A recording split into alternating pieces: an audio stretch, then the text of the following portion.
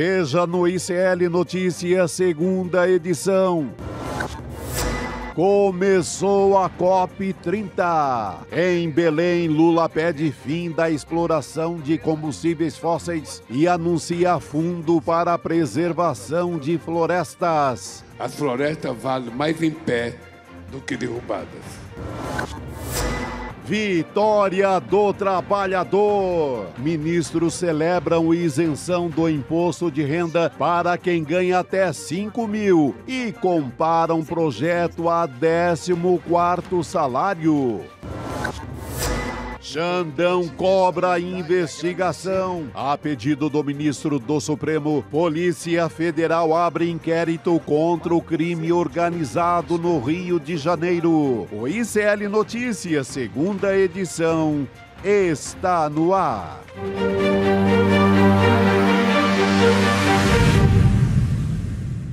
Olá, boa tarde. Seja bem-vindo, seja bem-vinda. O ICL Notícias, segunda edição, está começando. Estamos ao vivo nos nossos canais, no Instituto Conhecimento Liberta, Eduardo Moreira. Boa tarde também para você que nos assiste pelo canal da Voz Trabalhadora no YouTube, ou então nos ouve pela Web Rádio São João, em Quixadá, no Ceará, ou então na Rádio Cultural, na região da cidade de Torres, no Rio Grande do Sul. A gente já está chegando aqui à nossa quinta-feira, dia 6 de novembro de 2025, e a nossa composição nessa quinta-feira está um pouco diferente também, a nossa mesa redonda. Boa tarde, Chico Sá, e também boa tarde para o nosso convidado especialíssimo, Pedro Costa Júnior. Bem-vindo. Boa tarde, Gabi. Boa tarde, Chico, o meu maior brasileiro de todos os tempos. Cara, assim eu me derreto, rapaz. Trouxe uma coleção de livros aí seus para você assinar depois do programa. Bacana. Não, hoje tem reforço de peso, Champions League. Estou emocionado de estar aqui, viu, Gabi? Se puder mandar um abraço. Claro. Mandar um abraço para minha cidade, que hoje é aniversário de Poços de Caldas. Olha. Lá no sul de Minas. Brava, Poços de Caldas. Que coincidência feliz, né? Feliz. Cidade de Antônio Cândido, que não nasceu lá, mas fez a vida lá, e do grande Luiz Nassif. Sim. Do grande Luiz Nassif, querido Nassif. Bela cidade. Já tomei belos banhos lá naquelas águas milagrosas. Que maravilha, gente. E a gente também está aqui, só não avisamos o Pedro, né, do nosso dress code hoje, que era vermelho, né? Ah, poxa! A gente tem uma telepatia aí, isso, cromática, impressionante. Mas vamos nessa, vamos então. Embora. Nessa quinta-feira a gente tem muita notícia pela frente. A gente falou ontem sobre a abertura da COP30, mas hoje começou a cúpula dos líderes. Teve um pronunciamento do presidente Lula. Esse evento antecede a COP30, que começa na segunda, e o presidente Lula defendeu a superação do uso de combustíveis fósseis. Impressionou muita gente, porque a gente vem falando sobre essa exploração de petróleo na foz do Amazonas. Vamos começar abrindo, então, com essa fala do presidente Lula e a gente volta a conversar por aqui. Vamos lá. Acelerar a transição energética e proteger a natureza são duas maneiras mais efetivas de conter o aquecimento global. Estou convencido de que, apesar das nossas dificuldades e contradições, precisamos de mapa do caminho para planejar, de forma planejada e justa, reverter o desmatamento, superar a dependência dos combustíveis fósseis e mobilizar os recursos necessários para esses objetivos. Chico, existia uma grande expectativa sobre esse pronunciamento do Lula, justamente por conta dessa exploração de petróleo, que ainda está numa fase anterior, que é para analisar e ver se realmente vai acontecer a exploração, né? Mas essa fala eu achei importante porque ele já diz muito abertamente, apesar das nossas contradições... Anotei aqui, contradições, apesar das nossas contradições. Foi o que mais me chamou a atenção, né? Ele coloca essas contradições no pacote da transição energética, que não dá, tem que competir com os outros países nesse último capítulo aí da Foz do Amazonas e depois vai todo mundo para uma certa igualdade. Eu entendo por aí. Você, Pedro, como é que você viu essa fala do presidente Lula? Eu acho que foi a primeira vez, talvez, desde que houve o anúncio anterior, né, de que o IBAMA tinha realmente autorizado essa primeira fase, vamos dizer assim, vamos chamar de primeira fase desse processo, que ele se pronuncia dessa maneira a respeito disso. Perfeito. Eu fico com a palavra-chave aqui do Chico, que é contradição, né? Lembrando aqui o professor Frederico Mazzucchelli, da Escola de Campinas, que tem um livro, um libelo, chamado A Contradição em Processo. O capitalismo é a contradição em processo. Então vamos pegar, por exemplo, o caso da China. A China, vai se lembrar bem, né, Chico, em 2012, quando teve as Olimpíadas de Pequim, alguns jogos simplesmente tinham que ser adiados, não podia acontecer, porque o céu de Pequim era um céu inabitável, era um símbolo da poluição mundial. Sim. Foi a China, foi Pequim. Mas a China, desde então, nas últimas décadas, tem feito uma transição energética, verde.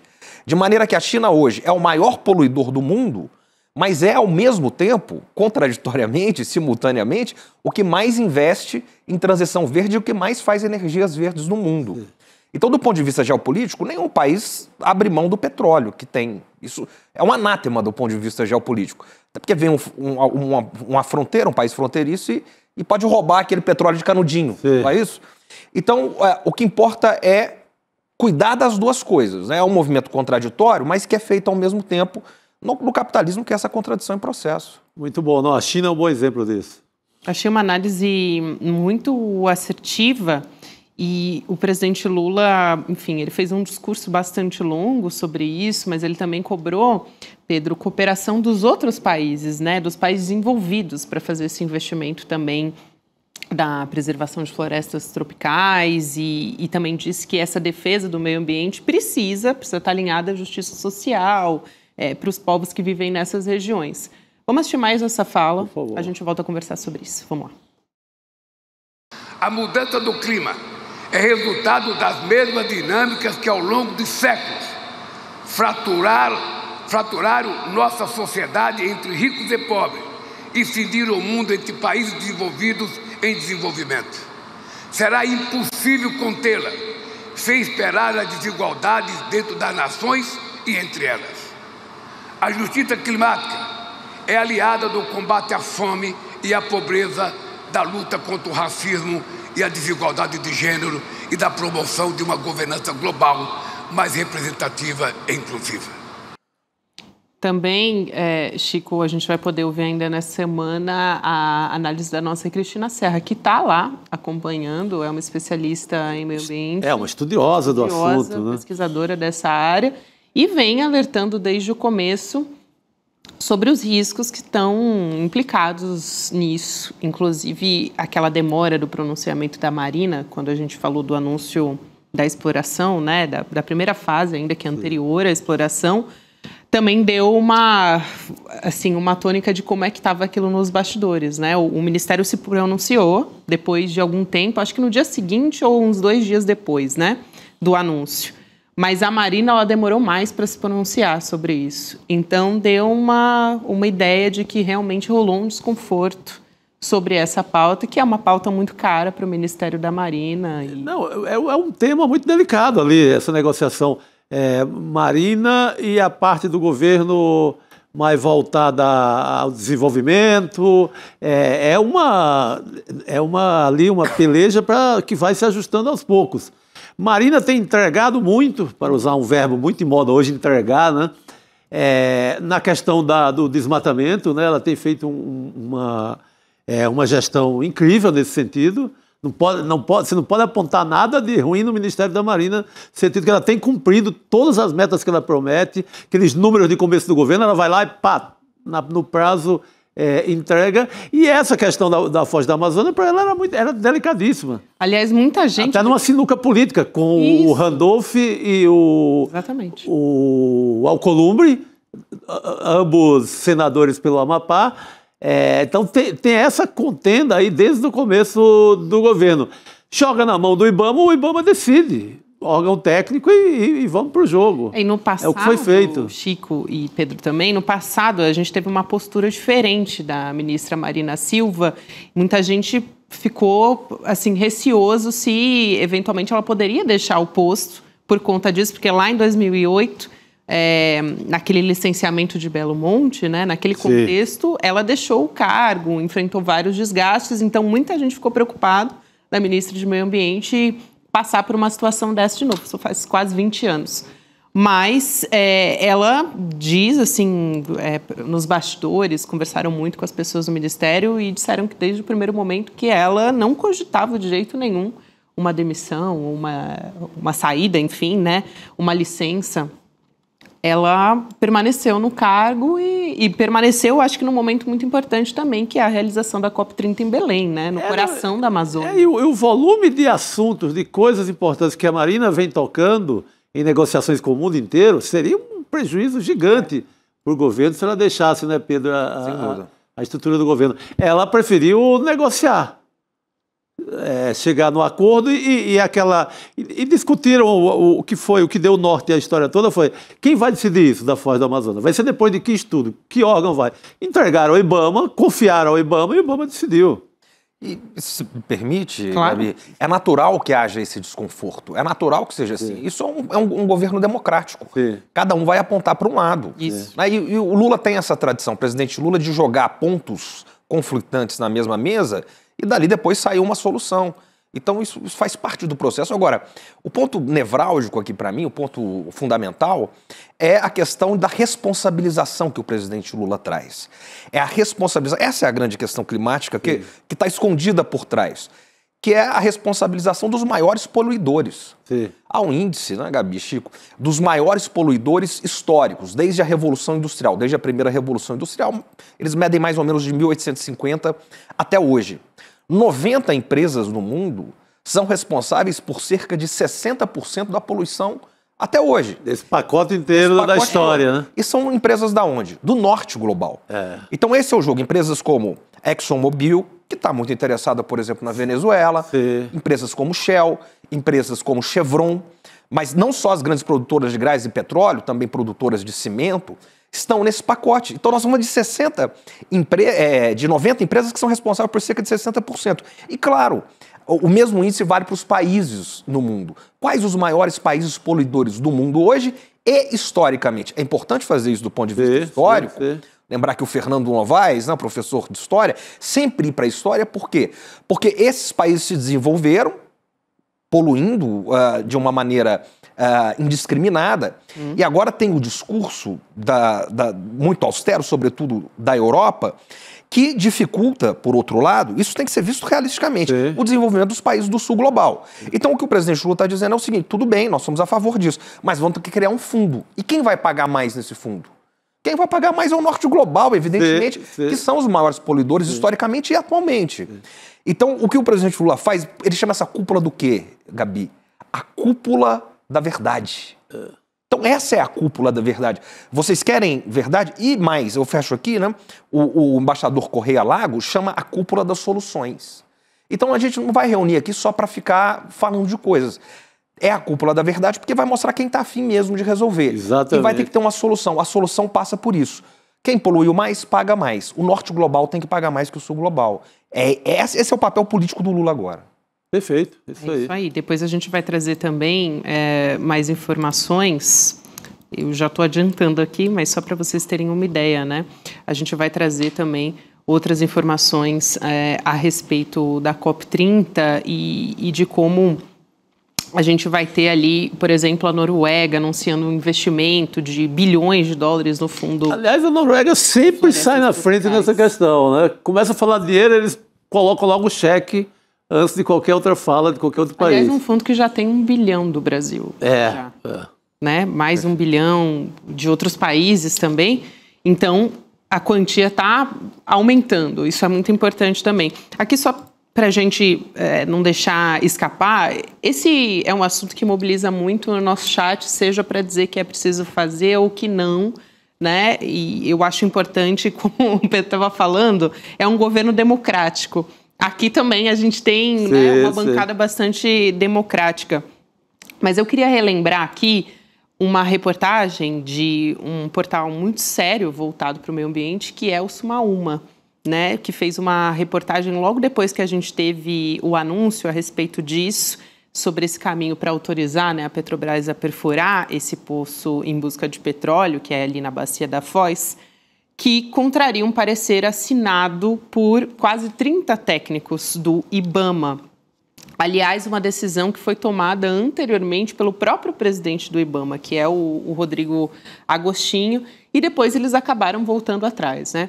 e o IBAMA tomou essa decisão. Então, foi muito criticada por ambientalistas que assinaram cartas, enfim.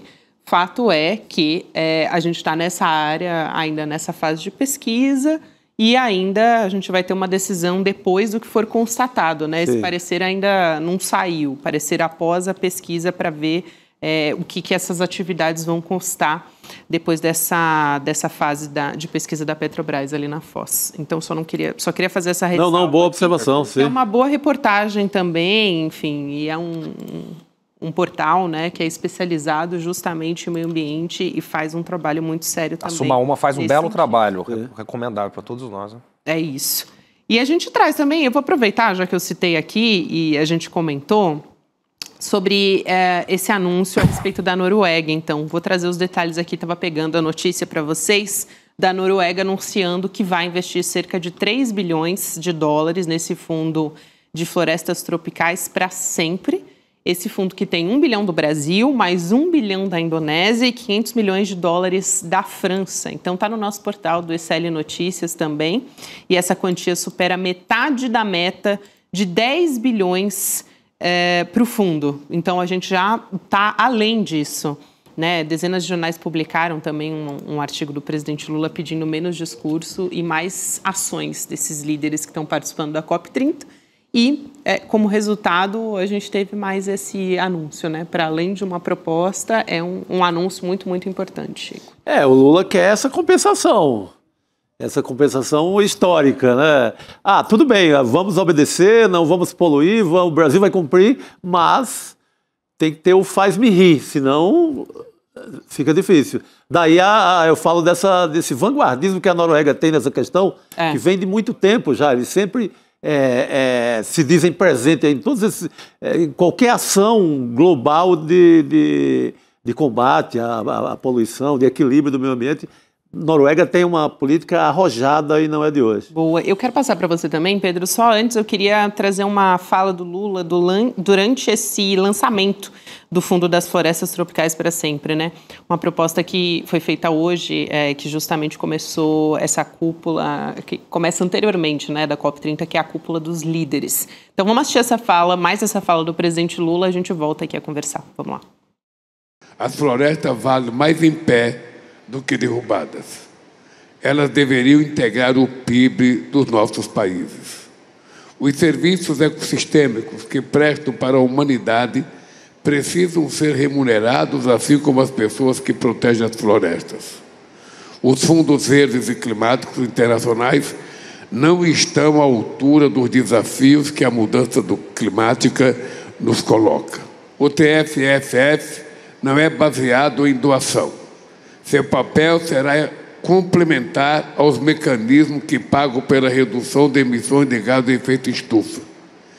Investimento soberano de países desenvolvidos em desenvolvimento vão alavancar um fundo de capital misto. O portfólio vai se diversificar em ações e títulos. Os lucros gerados serão repartidos entre os países de florestas tropicais e os investidores. Os recursos irão diretamente para os governos nacionais que poderão garantir programas soberanos de longo prazo. Importante, né, Pedro, esse pronunciamento. E, de novo, falando das contradições que tem saído à frente, né, como disse o Chico, também é um grande produtor de petróleo, a Noruega, né? Está ali na lista dos maiores produtores de petróleo do mundo. Ou seja, há muita contradição ainda quando a gente fala nesse assunto mesmo. Exatamente, é o que o Chico disse também do faz-me rir, né? Nas COPs nós vemos muitas promessas e poucas entregas. Então veja, o Brasil está preparando algo que é um protagonismo global nesse assunto. O Brasil já vem de uma série de grandes eventos, organizações de grandes eventos multilaterais. Ano passado nós tivemos, a Gabi cobriu muito bem aqui, o G20. Que, vamos lembrar, né, o Brasil era pária no sistema internacional há poucos anos atrás. De repente ele volta, né, ele reintegra-se, né, de repente ele reintegra-se ao sistema internacional. Não vamos lembrar daquela foto em que está Xi Jinping e Biden, na mesma foto, com o fundo ali do Rio de Janeiro, né, o fundo do Pão de Açúcar e tal. Então, o Brasil voltando ao protagonismo. Esse ano nós já tivemos os BRICS. Eu tive a oportunidade de estar lá no Rio de Janeiro. Os BRICS, a despeito de muito pessimismo que havia antes, foi realizado com sucesso, isso, consensualmente. E agora essa COP. E aí o Brasil, ele chama o protagonismo da COP, até porque o Brasil é uma das maiores economias do mundo e com grande energia limpa. Como diria o velho Darcy Ribeiro, né, Chico? Apesar de tudo, Deus é brasileiro. Sim. Então a nossa matriz energética limpa nos dá uma vocação, digamos, natural para essa liderança. E o presidente Lula é uma liderança do Sul global, vocal, que consegue coagunar todos esses elementos. Então ele cobra o Norte global de uma maneira incisiva, né? E ao mesmo tempo, veja a jogada política. Ele traz essa COP para onde? Para a Amazônia. Isso é muito importante.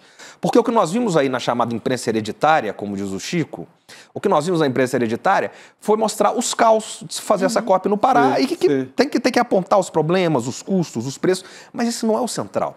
O central eles não tocaram. O central é trazer os burocratas para próximo do problema. Uma coisa é fazer nos palácios de Brasília, de Washington, de Londres, outra coisa é trazer para a Amazônia. Isso dá uma centralidade para a Amazônia e para os povos amazônicos. Então isso também é um grande acerto, que é pouco falado e que tem que ser mostrado. Importantíssimo. Excelente essa sua colocação, Pedro, e acho que ontem a Cristina Serra apareceu aqui para conversar com a gente, estava tudo sendo ainda organizado para a COP30, né, para essa primeira cúpula, que são das lideranças, e ela dizendo, a Cris é paraense, inclusive, não sei se as pessoas sabem, mas ela estava lá em Belém e dizendo que para ela existe um orgulho, claro, inclusive de ter a COP30, né, de acompanhar todo esse processo. Então essa sua fala é muito importante nesse sentido. Eu estou acompanhando aqui todos os nossos comentários. A Maria Assi, ela é muito assim perspicaz, também fez uma observação sobre a Noruega. Tem uma mega empresa se beneficiando das riquezas minerais do Pará. Ela acha que 3 bilhões é muito pouco ainda. Justamente, tem uma matéria da BBC, né, que mostra justamente como a Noruega é dona dessa mineradora, que já foi denunciada por contaminação até na Amazônia. Sim. Então, o governo norueguês é acionista majoritário de uma empresa que é acusada pelo Ministério Público Federal de contaminar rios e comunidades ali em municípios no Pará. Então, isso é muito importante, esse comentário da Maria Si, que nos acompanha. Sim. Não, tem. Você pega o Canadá também. O Canadá, o que tem feito de estrago na mineração no Brasil, eu não lembrava que a Noruega também tem essa história. E a Noruega tem petróleo também, né? Tem que lembrar disso. Daí essa preocupação. Agora, o que a gente está, em matéria de comparação, tem que ser feito é assim. Você tem, de um lado, o negacionismo bruto, puro, ignorante e cego, né, do Trump, aqui no Brasil, do bolsonarismo, da extrema-direita, no nosso vizinho, na Argentina, e você tem os bem-intencionados e você tem os que convivem com a contradição, que no caso o governo brasileiro nesse momento, que é uma baita vantagem, viva a contradição em relação a essa cegueira universal, né? Só dando um dado aqui, complementando, o excelente comentário perspicaz aí da nossa espectadora, que, segundo o JusClima, que é uma organização ambiental muito importante também, que acompanha, assim como a Suma Uma, os dados que eles levantam é que a contribuição por ano, né, os relatos internacionais que eles têm, deve ser de 580 bilhões de dólares ano, para que a gente não chegue naquele aquecimento de mais de 2 graus, que é o que os cientistas apontam como não retorno. Então, de fato, essa contribuição é muito pouca ainda. É pequena. E isso precisa ser organizado de maneira mais eficiente. Fundamental. E isso tem que ser muito bem observado aqui, como a nossa telespectadora, a Maria. Muito obrigada, aliás, por mandar esse comentário. A gente segue aqui, trazer uma pauta importante para a gente falar sobre aquela aprovação da isenção do imposto de renda para quem ganha até R$5.000 por mês. Ontem a gente trouxe ao vivo a apuração ali no plenário do Senado Federal. A gente está vendo aqui a manchete na nossa tela da comemoração do governo, né, depois dessa aprovação, proposta que é uma das principais bandeiras de campanha do presidente Lula. Aprovação que foi muito celebrada. A gente tem, por exemplo, o ministro Guilherme Boulos celebrando essa aprovação, dizendo que é resultado de mobilização popular, justamente porque quando a gente viu essas mobilizações nos últimos meses, muito se falava sobre taxar os super ricos. né, tinha fim da escala 6x1, enfim, algumas pautas ali sobressaíram. Essa foi uma das principais. Então, Guilherme Boulos diz o seguinte, o ministro-chefe da Secretaria-Geral da Presidência da República, abre aspas, resultado da proposta de Lula acima de tudo, um governo comprometido com o povo e da mobilização das ruas. Fomos às ruas com milhares de pessoas no Brasil inteiro e isso derrubou a PEC da blindagem e agora foi concluída com a isenção do imposto de renda e começar a taxar os bancos, betes e bilionários. Já mostra também um pouco do horizonte do que vem a partir de agora, né, Chico? Aliás, quando conversei com a ministra Simone Tebet, ela confirmou mesmo que é a bandeira do governo, né? Agora, aprovada a isenção... Sim, partir para cima do esquema BBB, né? Betes, bancos e bilionários. Nesse pacote, o governo Lula já vetou, que eu acho que é uma notícia muito importante, uma tal de bet da Caixa Econômica Federal. Estavam ensaiando ali uma jogatina, uma bet. Isso é surreal. E a loucura que seria a Caixa, que é responsável pelo pagamento ali de muitos benefícios sociais, ela ia dar com a mão e tirar com a outra, porque a bet tira dinheiro do trabalhador, dinheiro da mesa da família. Tá ali a mãe captando feijão, vem a bet e tira. A imagem é essa, não tem outra. Então, seria um absurdo o governo permitir ter uma bet dentro da Caixa Econômica Federal. Isso já foi para o espaço. Era um sonho do Centrão. Isso já foi para o espaço. Agora, tem que ir para cima para completar o pacote, taxar mais mesmo essa gente. Centrão, aliás, que fez para conseguir ficar com a Caixa, né? O Centrão está todo lá dentro. Falaram, não, vai demitir todo mundo do Centrão que não volta com o governo. Ficaram caladinho na moita, a Codevasp está lotado de gente do Centrão, a Caixa está... Não botaram quase ninguém para fora. Ninguém. O Lula conseguiu aprovar, o governo Lula, reforma tributária e essa questão agora dos 5% de isenção para quem ganha até 5 mil, quase num milagre com esse Congresso que é o pior da história, não tem nem comparação com o outro. Até agora. Já diria doutor Ulisses. Dizer que acha que é ruim, espera o próximo. Não, esse eu aposto, cara. Nunca teremos uma legislatura pior do que essa, porque ela é reflexo de 2018 e da eleição do Bolsonaro. Ela é muito ainda reflexo do bolsonarismo todo ali, vem forte até 22, ainda se reelege que o Bolsonaro é muito votado, tem que esquecer que foi uma vitória apertada. Então é uma Câmara que reflete o bolsonarismo no auge. Eu acho que isso, pior do que isso, não teremos, não. Pelo amor de Deus, eu quero ter essa esperança minha. Eu também quero, é dizer isso. Amém. Tomara que seja assim, né, Chico? Eu quero ver seu comentário também, Pedro. Só antes, vou convidar todos nós a ouvir a fala do ministro da Fazenda, Fernando Haddad, a respeito disso e trazendo um pouco do que isso pode significar no dia a dia, na vida das pessoas, né, essa aprovação. Então vamos assistir, a gente volta a conversar.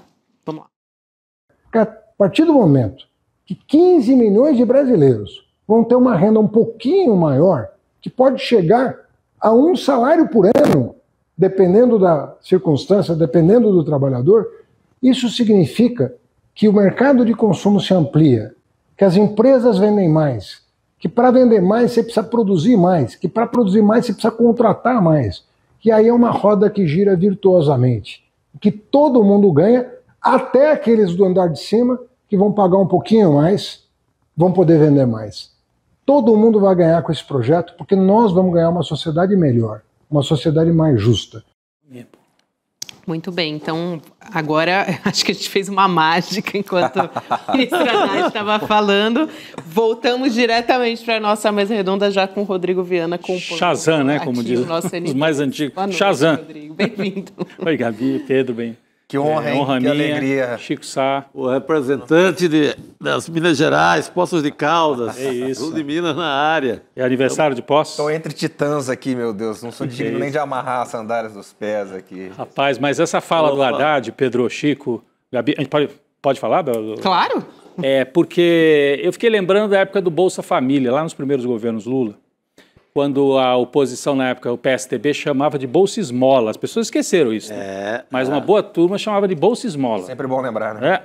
E aí, bom, além de ser uma bobagem, porque de fato as pessoas, algumas dependiam do dinheiro para comer, a gente já comentou isso muitas vezes, o Chico conhece bem, eu também circulei em áreas do Brasil onde o Bolsa Família fez a economia girar. Aquele círculo virtuoso, como se dizia. 200, 300 reais a mais que não vão para a caderneta de poupança, vão para a economia, vão para o comércio popular e tal.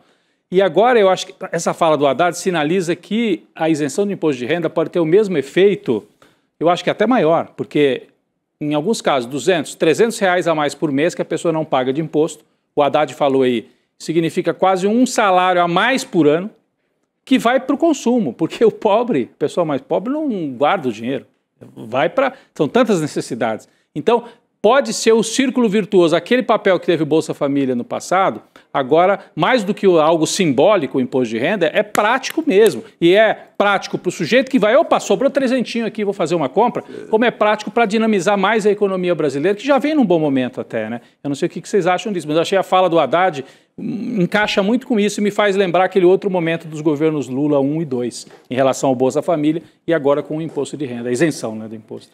Se me permite, é aquilo que um certo economista do século XX, que não é tão lido pelos economistas do mercado, John Maynard Keynes, chamava de efeito multiplicador. Porque é uma coisa que o Eduardo Moreira sempre fala aqui, fala nos cursos, né? Porque o dinheiro que está nas elites, né, é um dinheiro que a partir de um certo momento ele vai ser só acumulado. É capital que vai ser gerando mais capital parasitário. Entesourando, né? Vai entesourando. Ele não é jogado no mercado, não é despejado no mercado. Agora, as classes médias e classes mais pobres, tudo que ela tem, ela vai jogar no mercado. Então, ela vai ficar menos endividada, que é o que o professor Haddad falou aí, foi meu professor na USP, né, o Haddad. Que luxo. Tive essa honra. Grande professor, viu? Você que é professor, Rodrigo? Grande professor Haddad. Então, vai jogar dinheiro na economia e isso vai, inclusive, favorecer o empresariado. Ele falou isso também. Porque vende mais. Ele vai ter mais produtos e vai aquecer a roda da economia. Então, o mercado fica mais aquecido e os salários aumentam, o desemprego fica mais baixo, tudo a partir desse efeito multiplicador. Então, é um golaço isso aí. Golaço. Não, o Bolsa Família, eu conheço regiões do país assim, que o Bolsa Família praticamente inventou o capitalismo nesses lugares. É isso. Eram lugares que viviam de escambo. Um matava um bode, trocava por um saco de milho e por aí ia. Chegou o dinheirinho ali, a mercearia da área já cresce, a feira melhora.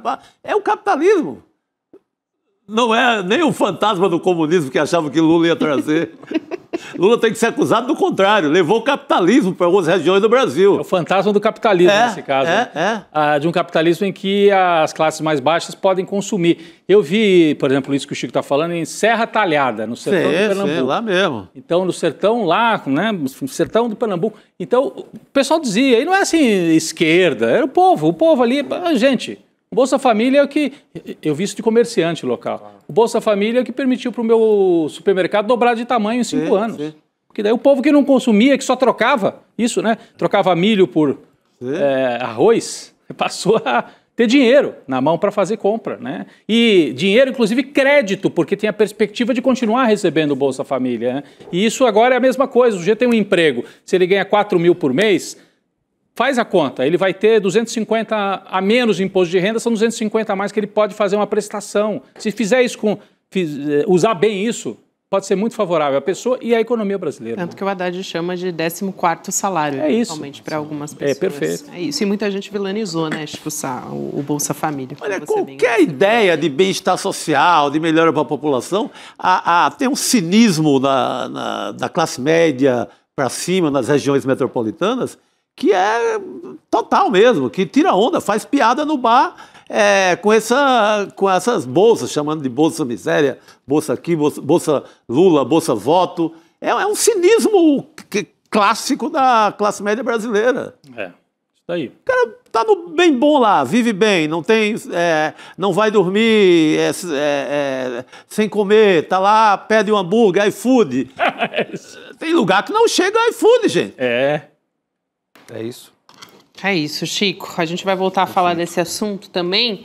Quero lembrar a todos que estão nos acompanhando aqui neste N2 que nesse domingo a gente vai ter o lançamento do livro do Edu Moreira. Ele está prestes a lançar o É Só um Jogo e Se Nada Disso Fosse Real. Então a gente tem um lançamento oficial nesse domingo, que é dia 9 de novembro, 8 horas da noite. Você pode ir lá em icl.com.br/livro para você poder assistir o evento e também para garantir desconto para conseguir comprar o livro com desconto durante o evento desse domingo, mas tem que estar ali assistindo. E aí a gente vai falar sobre inteligência artificial, sobre realidade fragmentada, assuntos que permeiam as nossas vidas de e noite agora, todos os dias. Nossa, essa é uma invasão total, né? Você pega ali de 8 aos 80, todo mundo brincando na tal de inteligência artificial, mas tem com todos os seus perigos ali embutidos. É isso. Então fica o recado aqui para todos que nos acompanhem, não deixe de se inscrever em isl.com.br/livro. E hoje a gente ainda não tinha falado sobre os desdobramentos, né, da Operação Mais Letal do Rio de Janeiro. A gente tem novidades a respeito desse assunto. O diretor-geral da Polícia Federal, o Andrei Rodrigues, ele disse hoje que a Polícia Federal já abriu um inquérito para investigar o crime organizado no Rio de Janeiro. Investigação que foi um pedido do ministro Alexandre de Moraes, do Supremo. Ele foi para o Rio de Janeiro nessa semana, vocês devem se lembrar, para acompanhar os detalhes, os desdobramentos da operação, né, das forças de segurança, que foi a mais letal, como eu já disse. Também houve entidades ligadas a direitos humanos, né, a moradores das comunidades que foram atingidas. Então, essa investigação, né, essas investigações, elas vão atuar em duas frentes aqui, para quem está nos acompanhando entender melhor, sobre os esquemas de lavagem de dinheiro, algo que, inclusive, o ministro Fernando Haddad, a gente falava agora há pouco dele, ele tem batido muito nessa tecla, né?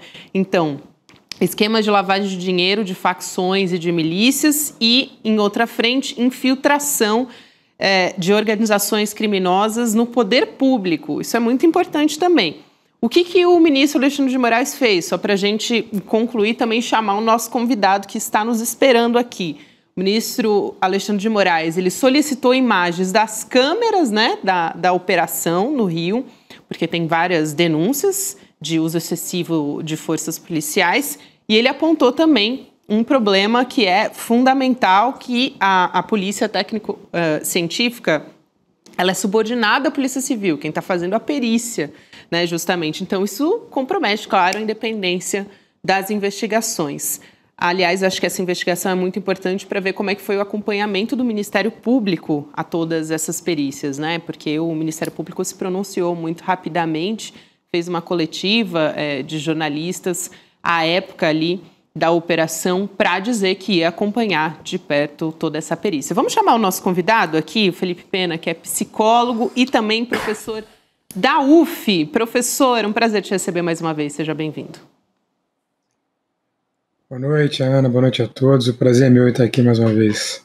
Prazer te receber também. Professor, quero te ouvir, bom, primeiro sobre essa novidade que a gente tem, que é esse inquérito para investigar o crime organizado e também o âmbito dessas operações, né, que aconteceram ali no Rio de Janeiro, que a gente sabe que é a mais letal, e como é que está sendo feito todo esse trabalho de perícia. Acho que é fundamental a gente ir atrás dessas respostas, né?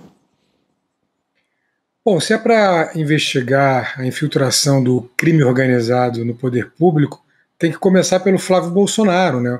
Porque eu preciso lembrar a todos e a todas que o Flávio Bolsonaro deu a medalha Tiradentes, a maior honraria aqui do estado do Rio de Janeiro, quando era deputado estadual, ao matador Adriano da Nóbrega, chefe do escritório do crime, o matador de aluguel, que vocês devem lembrar, foi morto por policiais na Bahia.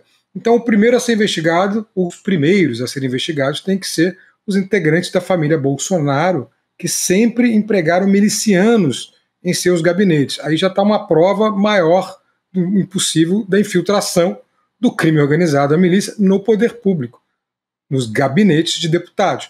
Mas se investigar direitinho, viu, Ana, chega ao governo do Estado, chega a meandros aqui do governo do Estado. Esse é um ponto.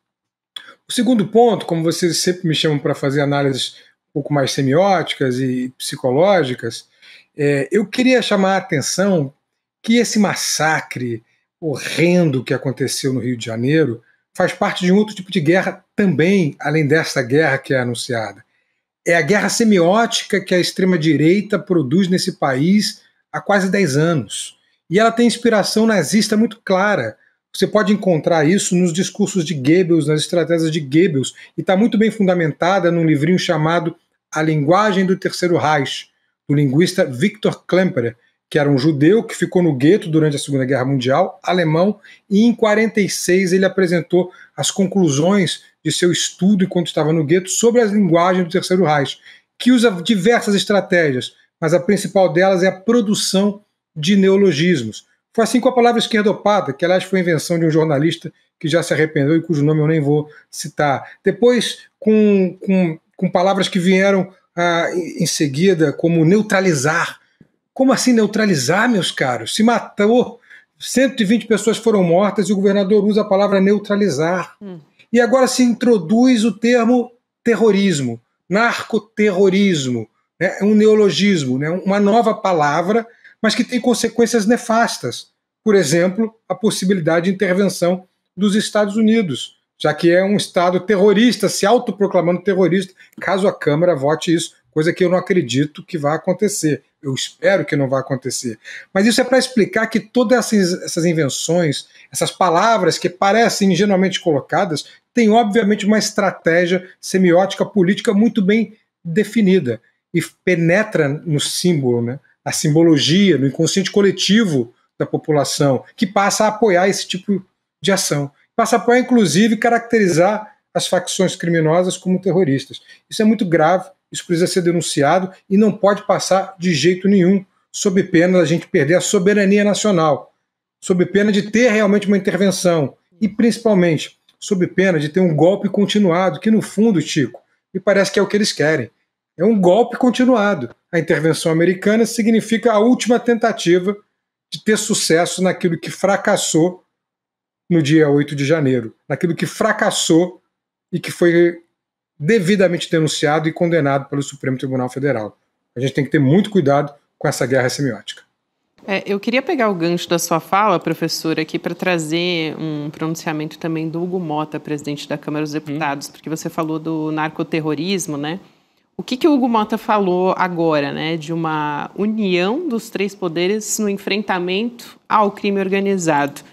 E ele disse que o parlamento não vai aprovar medidas que coloquem em risco a soberania nacional. A apuração que é da CNN. Vou colocar aqui na tela a fala para a gente poder ler juntos aqui o que diz o Hugo Motta. Não tenho a menor dúvida de que qualquer mudança legislativa que coloque em risco a soberania nacional não será aprovada. Nosso compromisso é com a soberania, mas também com o enfrentamento firme ao crime organizado. Ele estava num fórum em Buenos Aires, na Argentina, foi lá que coletaram essa fala dele. Pedro, vou puxar aqui sua especialidade, que é em relações internacionais também, para pegando aqui juntamente a fala do professor, né, Felipe, nessa guerra ideológica que a extrema-direita produz no país e que, quando traz esse termo, né, importa esse termo narcoterrorismo, também está se juntando a um diálogo com a extrema-direita do mundo todo, né? Com uma intenção muito clara. Sem dúvida, Gabi. Um abraço para o Felipe, amante de Belchior, como todos nós, né? Veja, a porta-voz da Casa Branca hoje deu uma declaração de que, se for preciso, né, dando a entender que, se for preciso, eles acolherão o pedido do Cláudio Castro, governador do Rio, para intervir no Rio de Janeiro de bom grado. Né? Essa é a insinuação clara, uma insinuação clara que está colocada lá pela porta-voz da Casa Branca. No começo dos anos 2000, final dos anos 90 e começo dos anos 2000, os Estados Unidos eles patrocinaram duas cruzadas globais, duas guerras no mundo. Uma foi a guerra ao terror. Inclusive, o grande arquiteto da guerra ao terrorismo faleceu essa semana, o senhor Dick Cheney. Não é isso, Rodrigo? Sim. Dick Cheney, que foi o vice-presidente do Bush e o grande arquiteto dessa guerra ao terrorismo. E, ao mesmo tempo, eles fizeram as guerras às drogas. A guerra ao terrorismo não nos pegou aqui na América Latina. Ela se voltou para as guerras eternas no Oriente Médio. Já a guerra às drogas tinha como alvo principal a Colômbia e países latino-americanos. Agora, eles fazem uma junção dessas guerras, que é a guerra ao narcoterrorismo, para fazer essa operação que eles claramente têm feito na Venezuela, que é uma operação de regime change, como é a linguagem do Departamento de Estado americano, de troca de regime. Regime change é uma troca de regime, que vai, né, como diz o Trump, né, autoriza, inclusive, a CIA a operar em território venezuelano e, ao mesmo tempo, ameaça com a mesma questão do narcoterrorismo, países como a própria Colômbia, que hoje é governada pelo Petro, um governo de esquerda, o primeiro governo da esquerda da história da Colômbia, ameaça o México e agora mira no Brasil, ameaça o Brasil. E, claro, com os maiores lacaios da história que esse país já produziu, como Eduardo Bolsonaro, Flávio Bolsonaro e o próprio pai, o grande, né, o Jair Messias Bolsonaro, que é o maior traidor da pátria de todos.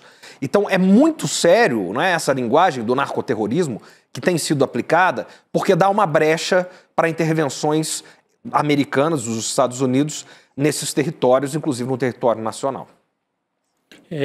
Gabi, super legal essa análise aqui e trazer e juntar as duas coisas, né?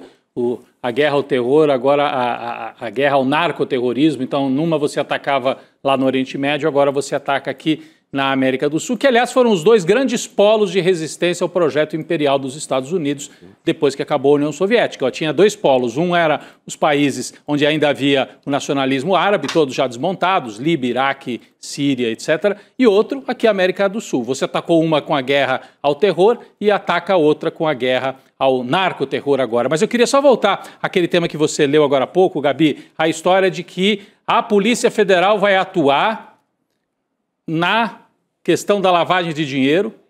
E aí eu queria só chamar a atenção para uma palavrinha que está aqui nessa atuação da Polícia Federal.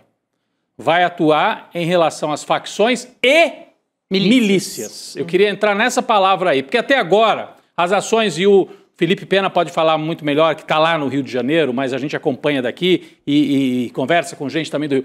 Quer dizer, até agora o Cláudio Castro centrou tudo nas facções. É como se não existisse milícia. E a gente sabe que a milícia existe e tem relações com os amigos dele do bolsonarismo, do Cláudio Castro, né? Então muita gente, o Chico mesmo falava outro dia que, bom, entraram, mataram 120, não ocuparam a área. Ficou uma avenida aberta, talvez, para as milícias entrarem ali no Complexo do Alemão. Não sei se é o caso, porque não é tão simples, mas investigar as milícias. E talvez por isso também que o presidente Lula, que no começo adotou uma tática muito recuada em relação ao massacre do Rio, passou a falar em matança, talvez já sabendo que a investigação pode chegar no governador ou em gente muito próxima do governador. Por quê? Porque a Polícia Federal, se investigar a milícia, bate no governador, não tem outro jeito.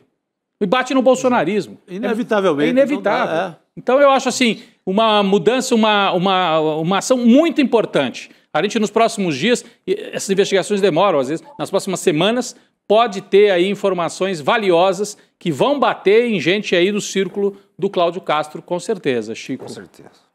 Chico.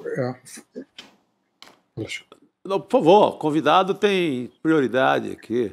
Vai lá, professor. Não, só queria concordar com o Rodrigo, dizer que exatamente por isso que eu comecei a minha fala, Rodrigo, falando sobre a família Bolsonaro e a medalha Tiradentes, que foi dada ao talvez o miliciano mais famoso desse estado, Nóbrega, que foi o Adriano da Nóbrega, né? O matador de aluguel, o famoso matador de aluguel. Além disso, o Flávio Bolsonaro empregou a mulher e a mãe dele no seu gabinete. As relações são notórias. Relações que, como você muito bem diz, e com total razão, estão no governo do estado, que é aliado da família Bolsonaro. Por isso Cláudio Castro não fala em milícia. O Rio de Janeiro todo está loteado, a gente sabe disso, e grande parte desses lotes pertencem a milicianos, que são ex-policiais, ex-bombeiros, às vezes policiais da ativa mesmo. Há muito tempo, um delegado aqui no Rio de Janeiro chamado Rodrigo de Oliveira, quando foi subsecretário da Polícia Civil, classificou de narcomilícia, porque a milícia há muito tempo faz, inclusive, alianças com o narcotráfico, com o próprio PCC de São Paulo, que entra aqui e faz aliança com algumas facções de milícias no Rio de Janeiro. O Comando Vermelho também faz, né? Eu estou aqui e estou vendo, estou observando tudo isso de perto, então não dá para ter essa ingenuidade. Essa investigação vai acabar no governador, que tem outros telhados de vidro além desse, claro, mas esse é gravíssimo, está na ordem do dia, por isso ele não fala em milícia. E um outro dado, eu não sei se vocês lembram, mas está aqui na minha memória ainda, quando o Ramagem, né, o delegado Ramagem, ele era chefe da ABIN, um de seus assessores, um policial militar, foi preso aqui no Rio de Janeiro, vocês vão lembrar, e ele estava fazendo contatos com milicianos e dando apoio logístico a determinadas facções de milícia para tomar territórios. E por que isso?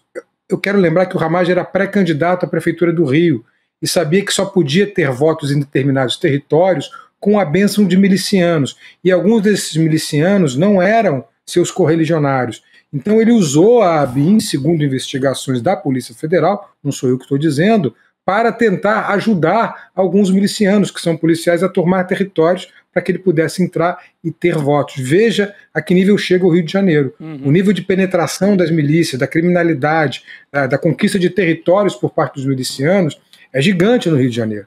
Eu diria que é até maior do que a do narcotráfico. Hoje sim. E aí, claro, como hoje é maior que o narcotráfico e muito mais perigoso, né? Porque está infiltrado no Estado, porque tem deputados estaduais, deputados federais, tem tentáculos na máquina estatal. Então é muito mais perigoso que o próprio narcotráfico. Que os verdadeiros traficantes, vou usar um lugar comum, mas todo mundo sabe disso, não estão lá no morro. O que a gente vê nas favelas e na comunidade são os vendedores da ponta, os gerentes da ponta. O verdadeiro traficante está na Vera Soto, na Delfim Moreira, né? Está aí no bairro dos Jardins, em São Paulo. Mas quem é que vai querer falar sobre isso? Quem é que vai querer apontar o dedo? Por isso que é tão importante, Rodrigo, você tem toda a razão, que seja monitorada a lavagem de dinheiro, que sejam feitas operações como foi feita aquela que chegou lá na Faria Lima, lembra? Sim. Essa aí eles têm medo. E ninguém quer falar sobre isso. Tem que chegar na Faria Lima, tem que chegar na Vieira Solto. Só assim se resolve o problema da violência no Brasil, ou pelo menos se ameniza o problema da violência. Não é matando 120 pessoas na periferia. Né? E, de novo, vale a lógica do Chico Sá. Se matou, não se ocupou território. Vai deixar para quem? Para os aliados do governador, né? Para aquela ala criminosa que rende votos à família Bolsonaro e ao Cláudio Castro. É gravíssima a situação. Tem que haver aqui um procedimento do governo federal muito sério. O problema é que isso virou uma disputa política. E como eu disse antes, uma disputa política que também carrega um componente, que é essa guerra semiótica, que produz significado, que entra no imaginário público, que produz uma simbologia que acaba captando também a população. E, só para finalizar, eu sei que muitos comentaristas de emissoras de televisão brasileira, de portais conhecidos, estão inclusive sendo censurados, não podem falar o que pensam. Muitos deles queriam dizer que Cláudio Castro deveria ser preso, mas não podem dizer, porque os seus diretores de redação ou os donos das suas emissoras estão com pesquisas na mão, vendo que a população está apoiando esse tipo de violência. Boa parte da população, pelo menos. E está censurando esses comentaristas. Eu sei disso, tenho certeza que o Chico sabe, Rodrigo, vocês todos sabem disso. Então acaba contribuindo para essa espiral do silêncio, que é um conceito da Elizabeth Neumann. É uma espiral do silêncio. As pessoas sabem, pensam, mas se calam sobre o que está acontecendo. Tudo isso é gravíssimo, Rodrigo. E a gente vai ficando nessa espiral à mercê desses milicianos que são, em última instância, quem mandam no Estado e na cidade do Rio de Janeiro. Chico, rapidinho para a gente... O Chico Alves escreve muito sobre isso, sobre o comportamento da imprensa, hoje no nosso portal. Exatamente sobre essa virada que deu a imprensa brasileira, não que tivesse sendo progressista em algum momento, mas é assustador o que a Rede Globo, por exemplo, mudou de comportamento em relação a esse assunto. Eles deram uma matéria de assessoria de imprensa no Fantástico. A Globo News, que é o braço da cabo deles, também mudou completamente, esqueceu qualquer ideia de direitos humanos, não chama de matança, muito pelo contrário, faz propaganda do Cláudio Castro. É uma mudança louca, mas como diz o Chico hoje, triste da imprensa que não chama o que aconteceu de matança. Perfeito. Chico, quero muito agradecer aqui a presença do professor Felipe Pena, que também é psicólogo, professor da UF. Sempre um prazer te receber. Até a próxima, obrigado, professor. Valeu, Felipe. Obrigado, gente. Prazer é meu. É um prazer ouvir vocês. Valeu, querido. Tudo nosso. E a gente vai ao Rio de Janeiro agora, porque o ICL vai receber uma medalha na Câmara Municipal do Rio de Janeiro, a medalha Pedro Ernesto, que é a maior honraria concedida pela Câmara dos Vereadores a pessoas e instituições, pelo reconhecimento ali e pelos serviços prestados à sociedade. Então, Lucas Rocha, Eduardo Moreira e também a gente tem a companhia lá de um vereador, né? O vereador do PSOL, William Siri, que está junto com eles ali. Então, boa noite a todos. Boa noite. Boa noite, pessoal. Estamos aqui direto da Câmara Municipal. Estou aqui com o Eduardo Moreira, com o William Seri, vereador do PSOL, que deu essa honraria ao ICL. Queria perguntar ao Edu primeiro qual a importância desse reconhecimento, né, que o ICL está recebendo aqui no Rio de Janeiro, né? Você vai receber essa honraria, né, em nome do ICL. Eu acho que é muito especial para a gente. Eu agradeço ao nosso amigo vereador William Seri, porque a gente está no ar há muito pouco tempo e a gente conseguiu chegar em muitos lugares, né? A gente hoje em dia no ICL atinge literalmente milhões de pessoas todos os dias, os nossos noticiários, como as pessoas estão assistindo agora, mas também com o nosso portal, com as nossas aulas, com os nossos cursos. E eu repito muito, Lucas, que as pessoas, elas não têm opinião sobre os fatos. E a pessoa não tem como estar no tiroteio para ver quem tinha razão, não tem como estar na Amazônia para ver quem está desmatando, ela não tem como estar em Brasília para ver quem está votando isso, aquilo, e qual a opinião de cada um. As pessoas têm opinião sobre a versão dos fatos que é levado até elas. Então, você levar para as pessoas uma versão dos fatos que tem essa preocupação de ser independente, e independente não quer dizer imparcial. Muita gente diz, mas você está sendo parcial. Claro, todo mundo é parcial. Parcial vem de parte. Todo mundo olha as coisas de uma parte do cenário. Ninguém consegue ver o todo, né? Mas a gente é independente. Isso faz com que a gente ofereça uma novidade. E essa novidade, eu acho que ela mexeu com muitas estruturas e tem trazido para muitas pessoas esperança. Eu acho que é um mundo que é a palavra-chave que as pessoas estão buscando desesperadamente, é esperança. E aqui, várias pessoas do ICL vieram nos assistir aqui. Eu queria já deixar um agradecimento público para todo mundo que veio aqui.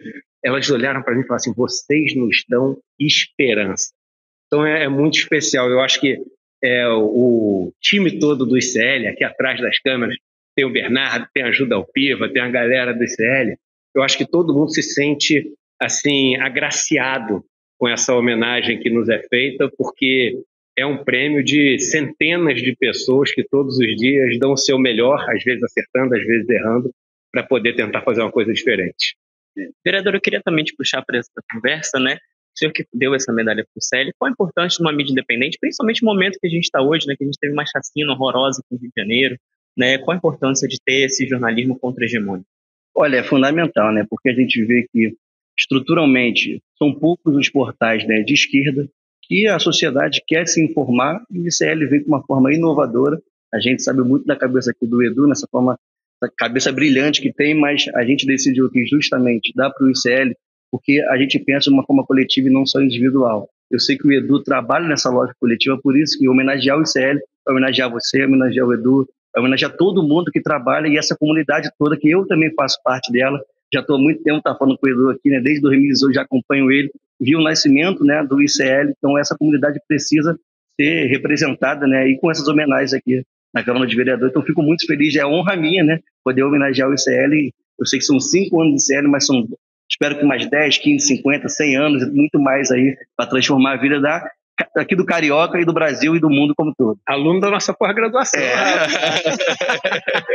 Verdade. Então assim, eu ia falar que eu ia pôr no meu discurso daqui a pouco, mas a verdade é, eu sou um eterno, eu sou um membro eterno. Então, assim, são muitos cursos, né? Empreendedor mestre, investidor mestre, enfim, pós-graduação, são mais de 200 cursos, né? Eu já assisti curso do pastor Henrique Vieira, que está aqui atrás também, acho do Leonardo Boff, que também está aqui, também está ali. Enfim, são diversas pessoas, né? Que a gente vai se formando também por vocês, né? Não só a questão da notícia, que vocês foram, e aí eu acho que é importante isso. As notícias de agora, na última semana do Rio de Janeiro, vocês foram fundamentais, né? A gente sabe que o ICL acaba que está muito em Brasília, muito em São Paulo, pega algumas coisas do Rio de Janeiro também, mas essa semana o que vocês fizeram foi fundamental. Então, esse é o ICL, por isso essa homenagem a todos vocês e a nossa comunidade, vou colocar aqui a nossa comunidade ICL. Posso pedir um favor para a galera que está assistindo? Sempre tem dezenas de milhares de pessoas assistindo. Vamos seguir o William Seri. A gente está no ano que vem, ele é vereador, então não é a eleição do ano que vem, mas temos uma eleição importante no ano que vem. Ele é uma liderança política importantíssima no Rio de Janeiro. E eu queria pedir para todo mundo que pudesse seguir ele, William Seri, ali no Instagram. Você vai entrar, vai aparecer logo ali um dos primeiros, perfil verificado. Então, todo mundo que puder fazer agora, vamos fazer agora, para mostrar que a nossa comunidade também está junto com ele. É isso, valeu, tamo junto. Um abraço, galera. Bom, pessoal, voltamos com vocês aí do estúdio.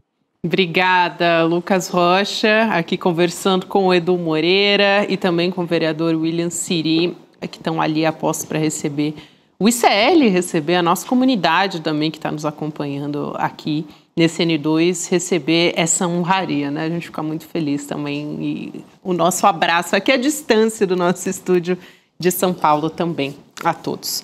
Trazer mais um recado aqui para você que nos acompanha de que o ICL está concorrendo ao Prêmio Reclame Aqui de 2025 e eu gosto sempre de usar a frase do Chico Sá, que a gente está concorrendo ao Prêmio Reclame Aqui para você não reclamar. Cada vez melhor e não precisa nem reclamar. É isso aí, então é para o contrário, né? Foi indicado para a premiação de um bom atendimento, então de não reclamação. Se quiser reclamar também pode, né? Todo mundo tem direito, né? Mas Mas é uma boa... Que será bem atendido, né? O importante é atender bem quem reclama. Isso é que dá o prêmio. Perfeito, é isso aí. Então dá para acessar icl.com.br/prêmio e votar no Instituto Conhecimento Liberta e confirmar. No ano passado a gente ficou em primeiro lugar e numa outra categoria, né? De EAD e de cursos também. E dessa vez a gente está nessa categoria de confiança do consumidor no ICL. Então, chamando também a nossa comunidade aqui para participar junto com a gente. Agora a gente volta aqui para o nosso noticiário, gente, com uma notícia do prefeito de Sorocaba. O pessoal conhece ele também como o prefeito TikToker, né? O Rodrigo Manga, que foi afastado do cargo por 180 dias. E ele é investigado por um suposto esquema de corrupção em contratos municipais na área da saúde. Você está vendo aqui a manchete do nosso site, do ICL Notícias, também as imagens do Rodrigo Manga. Ele reagiu e disse nas redes sociais, né, fez um pronunciamento, dizendo o seguinte, abre aspas, incrível, me afastaram do cargo de prefeito. Os caras tentam tirar do jogo qualquer um que ameaça a candidatura deles, fecha aspas.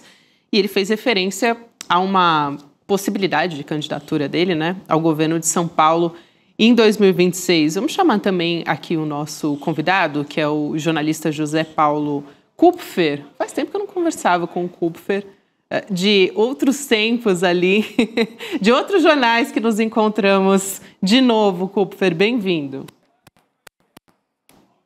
Opa, não temos ainda o áudio do Kupfer. Acho que você tem que abrir o seu áudio por aí, Kupfer. Já já a gente volta a conversar. Acho que ele mutou o próprio áudio. Mas a gente já volta a conversar com ele por aqui também. Voltou? Vamos ver se agora funcionou? Ainda não. Ainda não. Mas a gente vai resolver essa questão. Por enquanto, a gente vai falando aqui do prefeito TikToker. Opa, eu ouvi aqui um barulhinho. Agora temos. Kupfer, agora sim. Boa tarde para você. Bem-vindo. Não, tá tudo ok. É que eu tinha tirado o microfone para não atrapalhar vocês aí. Não tem problema, Kupfer, agora a gente ouve. Você chamou, lembrou dos velhos tempos, aí eu derrapei. Mas já está tudo ok.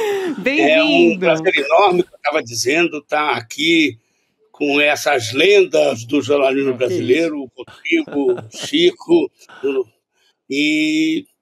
Vamos lá, é um grande prazer. Eu tive esse convite, foi uma surpresa, gostei muito, quero repetir. Boa! Então já fica o convite para a gente repetir também, claro.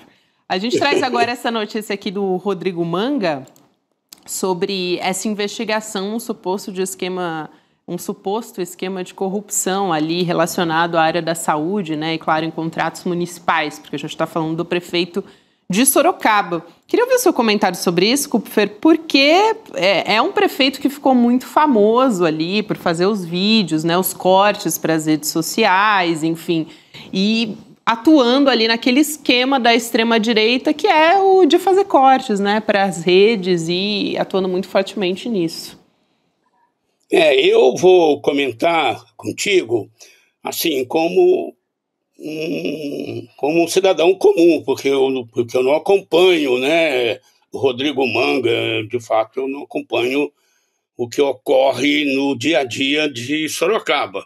Mas ele é um sujeito conhecido, porque ele usa redes sociais, usa intensivamente, e ele tem essa postura, esse jeito assim, ultramoralista, de um conservadorismo reacionário, e aí você tem um certo padrão. Esses caras, querida, são corruptos. Pode ir firme nessa história. E o sujeito agora, enfim, deu uma escorregada lá, pegaram ele. Vamos ver, ele deve ter direito, espero, a todo um processo decente, em que ele possa se defender e que também a acusação seja profissional, seja bem feita e que ele não consiga explicar bem essa história. Eu acho que ele não vai conseguir explicar bem. Você lembra, Rodrigo, teve uma operação ali que o prefeito foi alvo, que ele fez... A primeira coisa que ele fez foi para as redes sociais. Sim. Acho que estava até de pijama ainda, sim, né? Sim. E o nome é bom, né? Operação Copia e Cola. A operação da PF de abril. É um esquema de licitações para amigo, é um esquema pesado. E é Polícia Federal. E fizeram a operação e o afastamento só veio agora. Veio uma prisão rápida ainda em abril e agora se confirmou. E a Polícia Federal só rolou o afastamento agora porque essas investigações foram confirmadas agora. Então não é que inventaram do dia para a noite, esse cara está aparecendo demais, é TikTok, vamos lá fazer alguma sacanagem com ele. Não, é uma apuração longa, durou quase um ano inteiro. É um rolo medonho, é na área de saúde, é com um amigo dele, sabe, inventar, sabe, Kupfer, aquelas empresas que você cria só para prestar serviço à prefeitura, do dia para a noite a empresa tinha lá R$10 de capital, 6 meses depois a cidade inteira conhece a empresa, sabe, é esse tipo de coisa. Agora, Pedro, o que chama atenção, e Kupfer também, um prazer estar aqui com o Kupfer, é que ele estava se lançando, estava botando literalmente as mangas, né, as manguinhas de fora. O pessoal não viu porque a gente está com corte as manguinhas de fora, para ser candidato a governador. E ele embola um pouco o jogo, não sei se teria 5%, 10%, mas algumas pessoas acham que ele poderia criar um certo ruído aí sendo candidato.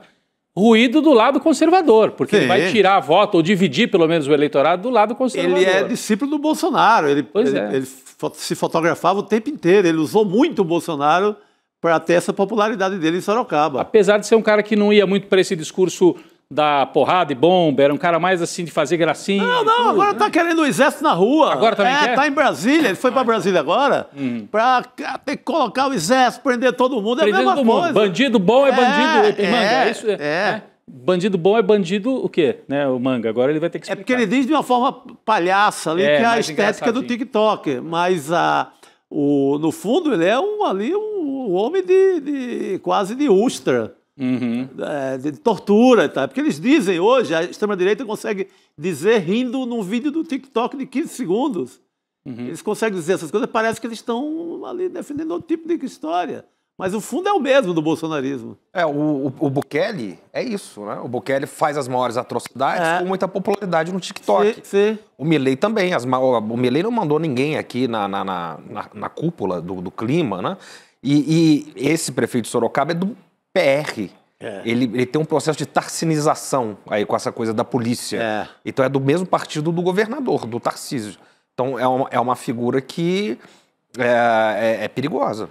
E ele mesmo está dizendo, são os meus inimigos que não querem que eu vá para concorrer ao governo do estado e tal. Ele diz isso. Diz isso. E realmente seria algo raro, né? São Paulo geralmente leva para o governo do estado gente que circula mais pela capital, pela região metropolitana, né? Bom, o Tarcísio circulou de outro estado. Foi importado de outro estado. Mas seria um caso raro de um prefeito que vem de uma cidade de médio porte, médio para grande, né, Sorocaba, tentar um voo aí para o governo do estado. Primeiro vai ter que se explicar na polícia, né? E é algo muito importante que você ressalta, né, Rodrigo? Porque o quanto rede social se converte em voto, isso não é necessariamente uma regra, né? Então, também, se quiser realmente entrar para a briga política das urnas, aí já é outra coisa, né? Ele entrou, ganhou, né? Assim, até com alguma... Não, digo do governo de governo de São Paulo é outro departamento, né? E aí só também para lembrar que desses que gostam de fazer barulho nas redes, a gente tem o Marçal, Pablo Marçal inelegível e cheio de processo também, vai responder um monte de processo, e agora esse prefeito de Sorocaba. É meio típico, Rodrigo, você sabe, esses caras, eles têm rabo preso quase sempre, né? Quase impossível que eles não tenham um problema por trás dessas histórias. Mas, enfim, eu tinha pensado, quando me chamaram hoje, o dia seguinte do famoso Copom, né, do Comitê de Política Comunitária do Banco Central. Esse é um assunto que tem todo mês, é mais ou menos sempre a mesma história, mas desta vez foi diferente, viu? Está sendo um negócio diferente. Se vocês toparem, quiserem, se for interessante para o público, a gente pode falar um pouco sobre isso, porque aconteceu uma coisa que eu acho, se não é inédita, é muito, muito incomum. Aconteceu o seguinte: o Banco Central manteve a taxa básica de juros, a famosa taxa Selic, em 15% ao ano, uma taxa gigante. Se você tira a inflação, dá uma taxa de 10%, um negócio muito alto. E os analistas do mercado concluíram que o Banco Central foi muito duro na explicação do porquê que manteve essa taxa em 15%. Terceira reunião do Copom, desde julho, setembro e agora em novembro, que a taxa está estacionada nesse nível altíssimo. E tinha uma discussão de quando é que o Banco Central ia começar a reduzir os juros, porque ele vai começar a reduzir os juros. E vai começar a reduzir os juros no ano eleitoral. Mas tinha uma discussão de quando seria isso. Aí o Banco Central decidiu manter mais uma vez a discussão era se iria começar esses cortes já na última reunião do ano, que é, se não me engano, dia 9 ou 10 de dezembro, ou se ia começar em janeiro, ou no máximo em março. Bom, aí veio ontem a decisão, aí saiu o comunicado, e aí as pitonisas, os tradutores daqueles textos do Banco Central, que eu chamo, que é escrito em coponês, que é uma língua peculiar do Banco Central, só iniciados conseguem entender o que está sendo dito de fato ali. E esse texto, esse comunicado, tinha uma expressão que era o seguinte, que vai manter os juros neste nível por bastante, guardem o advérbio bastante, por tempo bastante prolongado, como estratégia para fazer a inflação convergir para o centro da meta. O pessoal pegou esse bastante e falou, pronto, agora é que eles não vão mexer nos juros tão cedo, porque se não tivesse esse bastante, que tinha nos outros comunicados, nos meses anteriores, aí, quem sabe. Então, acharam que tinha sido muito duro. Mas o que aconteceu? Aconteceu o seguinte, pode ser que isso reverta, não se tem certeza quanto a isso, mas a Bolsa subiu, continua subindo, ela já vinha subindo, ela já está numa alta fortíssima, já tem gente achando que já está além do teto e que, portanto, vai ter um movimento de queda, mas a Bolsa subiu. Agora, nunca que você acha que a taxa de juros vai ficar alta, a Bolsa sobe, porque a Bolsa compete com os mercados de renda fixa, de aplicações em renda fixa.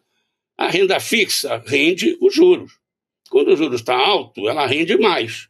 E a Bolsa, que é uma coisa variável, fica menos atraente. Mas não. O negócio deu uma ziquezira, deu um treco, uma coisa... E aí, vocês que gostam de rede social, que tem de explicação, que não explica, tá um festival. para quem... me desculpa te interromper, a gente já volta a conversar com você. Só um minutinho que a gente vai transmitir imagens ao vivo agora da Câmara de Vereadores, lá do Rio de Janeiro, que o ICL está recebendo a medalha que a gente comentava agora há pouco. Vamos ouvir um pouquinho. Por favor. Senhor Gustavo Jauregui, amigo da infância do senhor Eduardo Moreira.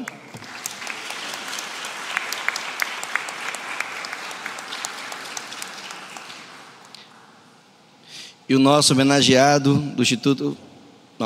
Nosso homenageado, do Instituto do Conhecimento Liberta, deste ato solene, que vai representar pelo senhor Eduardo Moreira, seu fundador.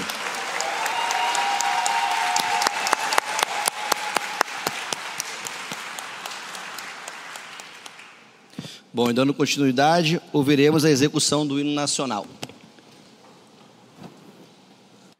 A gente ouviu, agora há pouco, a gente falava com o vereador e transmitiu imagens da Câmara Municipal do Rio de Janeiro para receber a medalha Pedro Ernesto. Quem recebe é o ICL, ali representado pelo nosso o Eduardo Moreira. Kupfer, vou pedir só para você amarrar, por gentileza, a sua ideia, que na sequência a gente vai ter que trazer uma outra notícia aqui. Vamos lá. Toda é o seguinte, os analistas estão falando uma coisa, mas os operadores estão fazendo outra. É bom. Interessante isso. É exatamente meio ao contrário do que está sendo falado. Ou seja, isso tudo é um ritual, tá bom, vamos lá, mas é muita conversa, porque, na verdade, o que está fazendo de fato a inflação cair, está caindo um pouco devagar, mas está caindo e vai cair mais, não é a taxa de câmbio tão alta. Ela tem uma influência lá, ela reduz um pouco o crédito, as pessoas que já estão muito endividadas, ou seja, para tomar crédito já está difícil, tem mais dificuldade. Os empresários pensam mais um pouco para investir, porque o custo do dinheiro está mais caro, mas, na verdade, esses juros altos está fazendo com que a diferença entre os juros brasileiros e os juros internacional, especialmente o americano, fique muito elevado. E isso faz com que dinheiro externo venha a ser aplicado aqui no Brasil, independentemente até se a economia está boa, não está, ela não está ruim, mas porque você é uma coisa fantástica, chama-se arbitragem, vou tentar resumir. O sujeito pega grana lá fora a um juro de 4 e aplica aqui a um juro de 15. Espera um tempo, fica olhando como é que está a questão cambial, porque entra dólar, vira real, depois volta como dólar, como é que está as coisas cambiais, as coisas do câmbio do dólar aqui dentro, e leva o lucro para fora. Sim. Então, o que está fazendo? E a taxa do dólar mais baixa, um real mais valorizado, é importante para reduzir a inflação. Estimativas dizem que mais ou menos metade dos itens, bens e serviços que compõem a inflação, o tal IPCA, são impactados mais forte ou menos, mas são impactados pela variação do dólar. Então, a explicação é o seguinte: enquanto a diferença se mantiver, a tendência é a inflação cair. Obrigada. E mais à frente, os juros caírem. Por gentileza, desculpa te interromper, mas a gente precisa fechar. Terminando, a sorte é que lá nos Estados Unidos, os juros também estão caindo. E o Trump, vou dar um título aqui, Trump ajuda a inflação brasileira a cair. Porque a política econômica dele, as incertezas que ele está criando, as confusões que ele está fazendo o dólar enfraquecer. Um dólar mais fraco no mundo inteiro fica mais fraco aqui dentro também. E isso ajuda a controlar a inflação. Então, esse momento é muito interessante. Quer dizer, é interessante para quem gosta desses assuntos que são importantes. Obrigada, Kupfer, por ajudar a gente a entender. E as conversas, que são conversa mole, né? A gente tem que ter cuidado com elas. É isso. Tá, muito obrigada, Kupfer. Foi um prazer te reencontrar aqui no N2. Um grande abraço. Obrigado. E até uma próxima oportunidade. Bom trabalho aí para vocês, tá, Rodrigo? Valeu, um abraço. Obrigado. Kupfer. A gente tem aqui uma notícia bastante importante que chega lá do sul, do prefeito de Florianópolis, o Topázio Neto, do PSD, adotando medidas que estão gerando uma forte repercussão e também acusação de prática discriminatória contra pessoas em situação de vulnerabilidade. A gente traz aqui a manchete do nosso site. Ele determinou que quem chega à cidade pela rodoviária sem emprego ou moradia, abre aspas, recebe a passagem de volta. Fecha aspas. Aqui tô deixando bem claro boa, que são as palavras dele, né? Gente boa, hein? Gente fina. Ele disse que, olha isso, para trazer um dado aqui, foi ele também que trouxe, que mais de 500 pessoas já foram devolvidas pela equipe de assistência social e que o trabalho vai ser reforçado agora durante o verão, porque a cidade recebe mais visitantes. Precisa devolver o Carluxo, que vai chegar lá para ser candidato ao Senado. Será que eles vão devolver? O Renan... já está lá, o Renan. Ainda tem esse o Renan está em Balneário Camboriú, mas aí... verdade. E essa turma é a turma que não vai trabalhar de jeito nenhum. De jeito nenhum, não tem emprego. Aí é bem recebida em Santa Catarina, né? É um negócio impressionante. Eu lembrei, essa história eu lembrei quando eu cheguei aqui em São Paulo, ali em 90, tinha a bancada malufista na Câmara Municipal, queria emplacar uma lei que mandava embora de São Paulo quem tivesse menos de 5 anos. Eu tinha acabado de chegar. Ali, vamos mandar embora. Cara. Então, é esse tipo de coisa. Sempre tem a extrema-direita, tem uma fartura desse tipo de criatura na sua galeria, né? Normalmente são cristãos, amam a família e tal, mas não permite que um brasileiro, seja do lugar que for, se desloque para trabalhar pelo Brasil, enfim, né? Seja onde for, seja no sertão, seja na metrópole, onde for. Mas esse tipo de gente age como colocando fronteira mesmo, né? Colocando muro. É quase o muro do México que ele quer fazer em Santa Catarina. Mas vocês já foram para Santa Catarina no verão? Eu, nos anos 80, 90, o que ia de gente que não tinha emprego, ou tinha uma coisa que as pessoas tinham, era emprego. Ia pra praia. Sim. Então vou chegar lá, mas daí se o cara é loirinho, tem uma cara de que vai pegar onda, surfista, aí pode, né? Aí pode. Você é argentino, né? Argentino, aí pode. Você tem emprego? Não, eu sou de Buenos Aires. Não, aí pode. Ou então eu sou de São Paulo, mas eu vou ali na praia, não tem emprego. Ou então você é o Carluxo, né? Você é o Carluxo. Agora, se tiver uma cara assim, na verdade é o seguinte, se tiver mal vestido, se tiver uma cara que eles acham que é uma cara de pobre, não entra. Então é um corte social mesmo. É corte social, mas ele tentou justificar o injustificável. É claro. Né? A gente tem aqui um trecho de uma fala dele. Ele gravou um vídeo depois, porque teve uma repercussão muito negativa. Então vamos assistir essa fala, a gente volta com ele. Chama Topázio, né, o prefeito? Topázio. Imagina se São Paulo tivesse feito isso. Seria uma provínciazinha desse tamanho. É inacreditável. Vamos devolver o Tarcísio. O Tarcísio podia vamos devolver o Tarcísio. Vamos devolver o Tarcísio. Vamos lá. Algumas pessoas que desconhecem a realidade da cidade e falando que vamos fazer controle migratório. O que a gente não quer é ser depósito de pessoas em situação de rua. Se alguma cidade mandar para cá, nós vamos impedir, sim. Se a pessoa chega aqui sem saber onde vai dormir, sem qualquer plano de vida, é óbvio que foi despachada de algum lugar. Pedro, eu queria muito te ouvir sobre isso, porque ele falou em controle migratório, dizendo não é controle migratório, né? É uma segregação social, né? Eu acho que você mais cedo falou, Gabi, no começo do jornal, sobre nazismo, né? Foi o Chico que falou, alguém citou aqui. Foi o Felipe. Foi o Felipe, né? Foi o Felipe que falou. Então é uma segregação social, e Santa Catarina, veja, já mandou o Renan para lá. O Renan Bolsonaro, que vai ser agora candidato a deputado, não é isso, Rodrigo? Acho que sim. Ele é vereador lá em Balneário, vai ser candidato a deputado. Agora vão exportar o Carluxo, que vai ser candidato a senador. Há um racha nesse momento na extrema-direita lá, porque ele vai pegar a vaga que é de Carolina de Tone ou do imorrível, digamos assim, Chico Espiridião Amin. Esse é imorrível, isso que desde quando o Chico era criancinha, ele já estava lá. Ele já estava dando as cartas em Santa Catarina. Lá. Então, eles vão dando, quer dizer, um exemplo, né, um mau exemplo de como se conduzir um Estado. E aí, a partir disso, manifestações como essa passam a ser banais. Enfim, nós vamos cobrindo isso aqui e cada vez mais absurdos vão aparecendo com a maior naturalidade. Exatamente. Eu acho fundamental aqui essa colocação também e, bom, eu fico surpresa de ter que falar a respeito disso. Ele fez um vídeo, né, que a gente não mostrou aqui, mas ele fez um vídeo mostrando como se fosse um grande anúncio de Florianópolis nas redes sociais. Ele vai agradar ali uma fatia boa, né, do eleitorado, que, esses vagabundos vêm de outro lugar, esses feios, sujos e malvados. Feios, sujos, a gente vem invadir nosso Estado, que é europeu e tal, vai por aí. Não tem trabalho certo.